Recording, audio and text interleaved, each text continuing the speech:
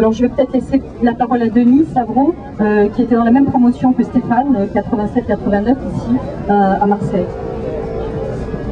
Bonjour à tous. C'est avec beaucoup d'émotion évidemment que je prends la parole ici devant vous sur le vieux port de Marseille, car à la fois Stéphane et Hervé, Isabelle vient de le rappeler, sont des amoureux de Marseille. Ils ont une histoire forte avec Marseille. Tout le monde n'a pas, comme Stéphane, le privilège d'avoir un grand-père qui a été maire de Marseille. En ce qui concerne Hervé, il a fait ses études, il a appris son métier de journaliste ici, à l'école de journalisme, et j'étais son condisciple. Nous sommes nombreux, j'ai vu Yannick Aroussi, Jean-Christophe Bobia et bien d'autres qui sont ici. Nous étions étudiants ensemble. On a appris notre métier. Je vois aussi des professeurs, Gabriel Chakra que je vois, ou Hervé Nedelec. C'était une période magnifique. Nous étions là entre 87 et 89. La vie politique marseillaise était particulièrement trépidante. Déjà, monsieur Dinacera. C'était la succession de Gaston Defferre, et on a appris notre métier en allant effectivement en côtoyant des personnalités politiques de premier plan.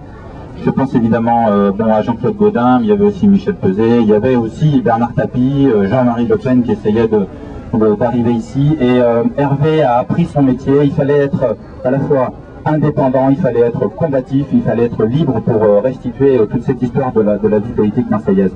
Et ce qu'il a appris ici, Hervé l'a toujours ensuite mis en œuvre.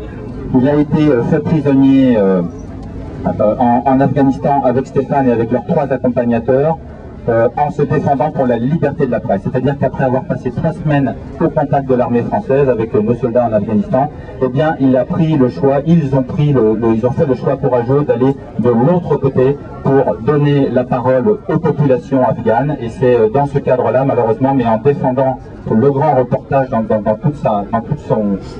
tout ce qu'il a de symbolique et de fort, c'est en défendant la liberté de l'information qu'ils ont été malheureusement faits prisonniers. Ce que je voudrais vous dire aussi, c'est très important, c'est pour ça que ça me touche tellement de voir autant de monde ici, c'est qu'il est très important de se mobiliser quotidiennement désormais, car en effet, 5 mois c'est très long. Il faut, je pense beaucoup à ce que dit Florence Aubenas, la tragédie pour les otages, c'est le temps qui passe. Et je dois dire qu'il est très important que chaque jour il y ait des rassemblements de ce type-là, qu'il y ait des gens qui portent le bracelet du comité libérez-les.net, qu'il y ait des articles comme dans les journaux, à la radio.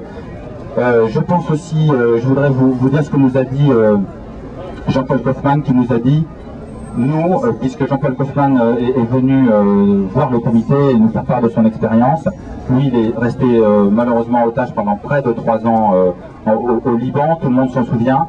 Jean-Paul Kaufmann nous a dit, nous c'est la télévision qui nous a sauvés.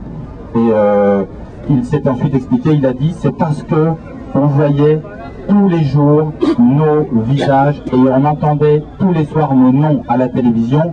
Ce martèlement, ce martèlement quotidien est devenu insupportable à un certain moment, y compris pour les autorités, pour le gouvernement, pour le pouvoir. Et c'est ça qui a à un moment déclenché. Il y a quelqu'un qui en a eu vraiment assez, qui s'est dit tiens, on va faire un petit peu plus, il faut qu'on règle ce problème.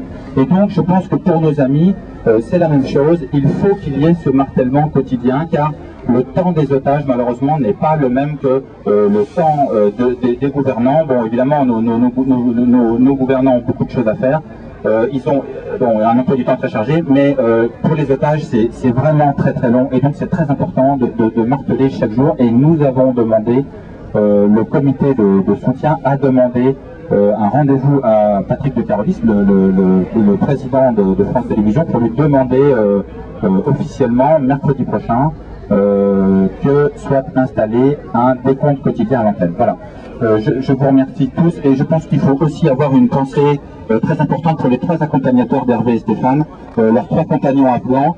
Vous savez que les Afghans suivent de près aussi ce qui se passe en France. Ils sont très sensibles au fait que les comités de soutien, les familles, les amis parlent de leurs accompagnateurs afghans, car évidemment ils ne sont pas que 2, ils sont 5, et donc il faut aussi avoir une pensée pour eux. Merci beaucoup.